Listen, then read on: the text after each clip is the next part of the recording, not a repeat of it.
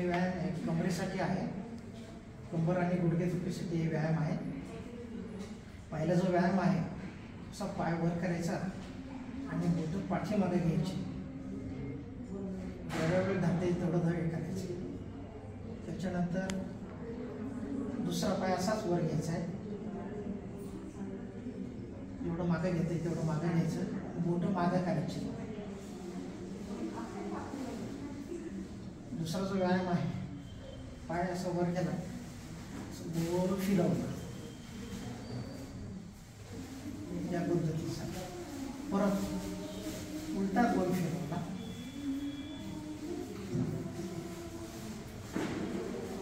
दुसरा पाय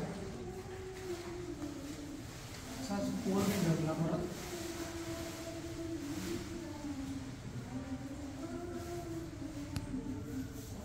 गुडघ्याची वाटी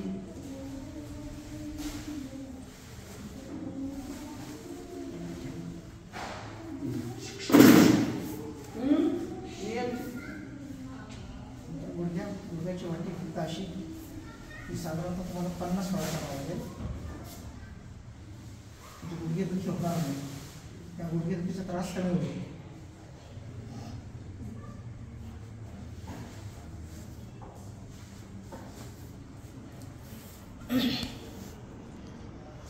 नंतर फक्त कंबर उचलली.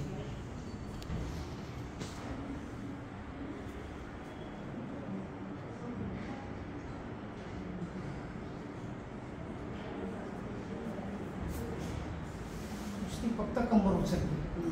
ज्यावेळेस दाखवेल त्यावेळेस कंबर वर उचलून घालायची.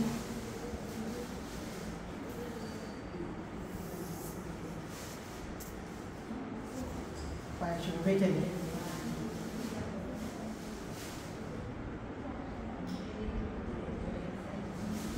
परत कंबर वर उचलली खाली ठेवली.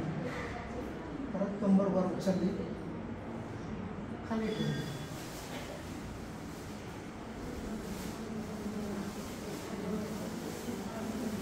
पायावर दुसरा पाय टाकला. जसं आपण धुणं मिळतो त्या पद्धतीनं पाय इकडे घेतला आणि मान इकडे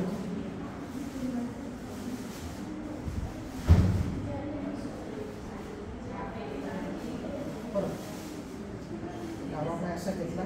जो पायाची घडी टाकली. हा पाय डाव्या बाजूला वळवला आणि मान उजव्या बाजूला वळवली.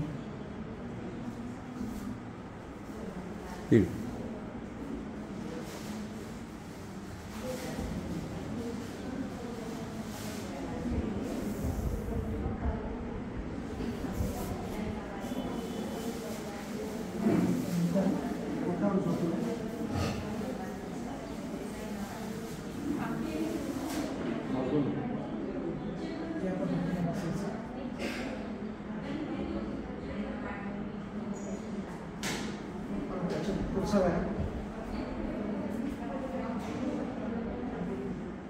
सूर्यनमस्कारमध्ये असा प्रकारे करतात. हळूहळू उजव्या बाजूला पाहिलं.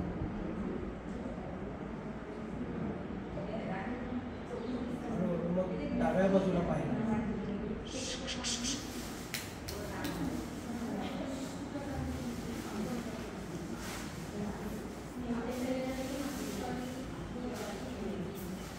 नंतर एक पाय असा वर उचलला.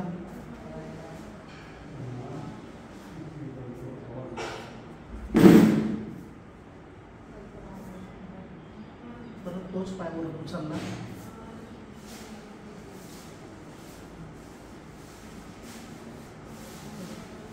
दुसरा पाय परत वर उचलला. जेवढ्या वेळेस पाय करता येईल तोपर्यंत करायचं.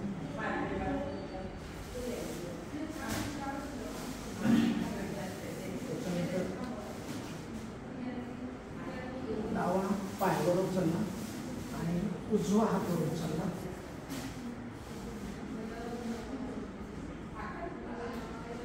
डावा पाय वर उचलला आणि उजवा हात उचलला.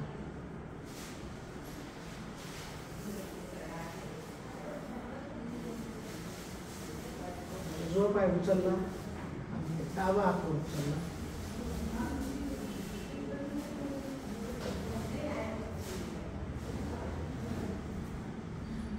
उजवा पाय उचलला आणि डावा हात परत उचलला.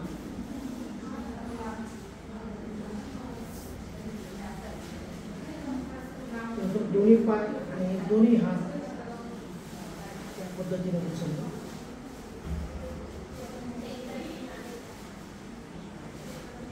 दोन्ही पाय दोन्ही हात परत उचलले.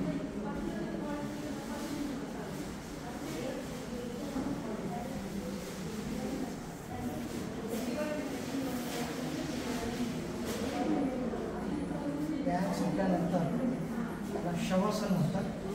शव म्हणजे प्रेतासारखं 5 मिनिटं पडून राहतात. दीर्घ श्वास घ्या.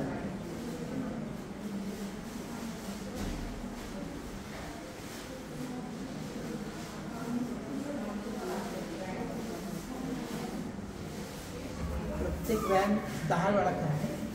याचा निश्चित तुम्हाला कंबरला गुडघ्याला निश्चित फायदा मिळेल. याचा मला अनुभव आलेला आहे. करून पहा. माझं जीवन क्लिनिक ट्रीटमेंट चॅनल आहे, त्याला सबस्क्राईब करा. धन्यवाद.